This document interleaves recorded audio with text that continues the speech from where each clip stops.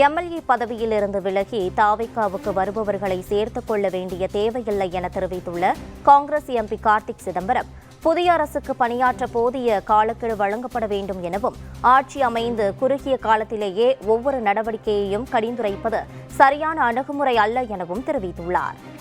5 வருஷத்துக்கு ஆட்சி கலைய போறதில்ல. ஆட்சியில் இருக்கவங்க அதை பத்தி கவலையே பட வேண்டாம். அவங்க யாரையும் சேர்த்து கூட வேண்டாம். யாரும் அவங்கள விட்டுட்டு போக போறதில்ல. ரிலாக்ஸ்டா 5 வருஷம் ஆட்சி பண்ணலாம். வெளியே இருக்கவங்க யாராவது ஆட்சியை கவுக்குறன்னு நினைச்சாங்கன்னா அதுவும் நடக்காது.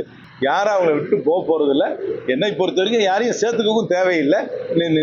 நல்ல நிலையாக 5 ஆண்டுகள் ஆட்சி இருக்கு. இந்த கவர்மெண்ட் இப்போ வந்திருக்கு, இன்னும் 2 மாசம் தான் ஆகுது. அதுக்குள்ள நம்ம ஒரு ரன்னிங் காமெண்ட்ரி கொடுக்கணும்னு அவசியம் கிடையாது.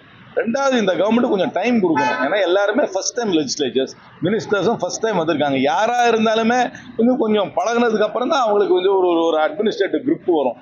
அதனால கொஞ்சம் டைம் கொடுக்கணும். டைம் கொடுக்கட்டும், ஃபர்ஸ்ட் பட்ஜெட் போடட்டும், அதுக்கப்புறம் விமர்சனங்களை வைக்கிறவர்கள் விமர்சனம் வைக்கணும்.